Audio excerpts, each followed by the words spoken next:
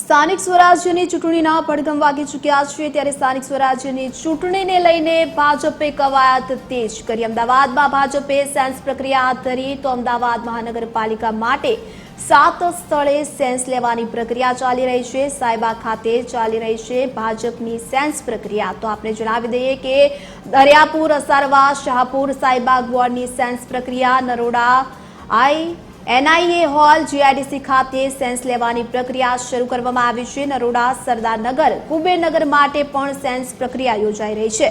ઉમેદવારી કરવા ઈચ્છતા ઉમેદવારો પોતાની દાવેદારી નોંધાવશે તો મહાનગરપાલિકાની 192 બેઠકો માટે ટિકિટ વાંચુકો દાવેદારી નોંધાવશે।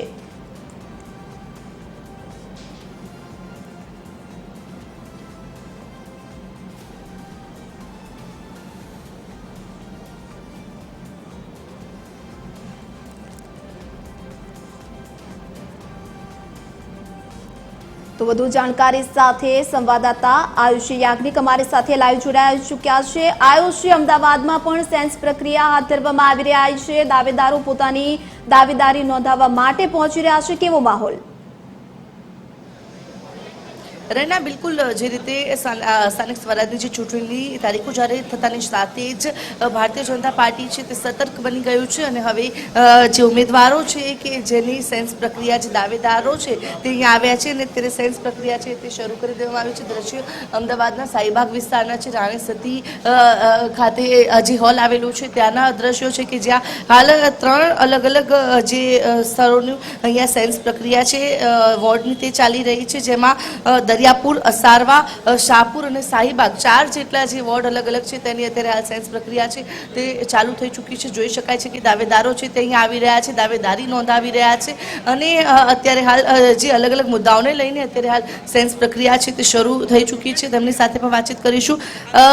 સેન્સ પ્રક્રિયા શરૂ થઈ ચૂકી છે, આપ દાવેદારી કરવા માટે આવ્યા છો, શું કહેવું?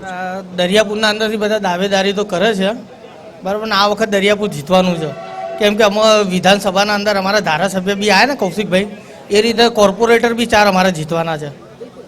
કયા બાબતો લઈને આપ અહીંયા દાવેદારી કરી રહ્યા છો?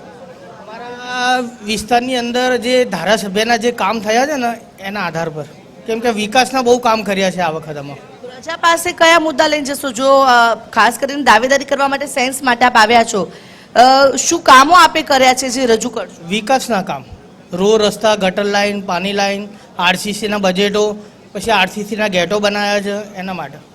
કોણ છે નિરીક્ષક? કોણ છે? નામ હતું ખબર નથી, હાલત આવ્યો છું, હજી જયા નથી, અંદર ચાલુ છે। આપવા ગયા નથી, હજી ફોર્મ આપ્યું નથી, દાવેદારી કરવાની છે। મેં અત્યારે સમાજ કલ્યાણ બધા સમાજના સેવા બધી જ કરું છું હું હાલમાં। ધારાસભ્યના બજેટમાંથી બધા કામ થયા છે ને ધારાસભ્ય તો આપનો વોર્ડ તો વિવાદમાં પણ કેટલી વખત સભ્ય બહુ સારા છે મેડમ। અમે 0માંથી હીરો બનવા વાળા છે, દરિયાપુર વાળા, કેમ કે અમારા ધારાસભ્ય નતા ને તો ધારાસભ્ય બી આવ્યા છે, હવે કોર્પોરેટર બી આવવાના છે। બનાયા છે ધારાસભ્ય પણ અમે બનાવ્યા છે દરિયાપુરમાંથી।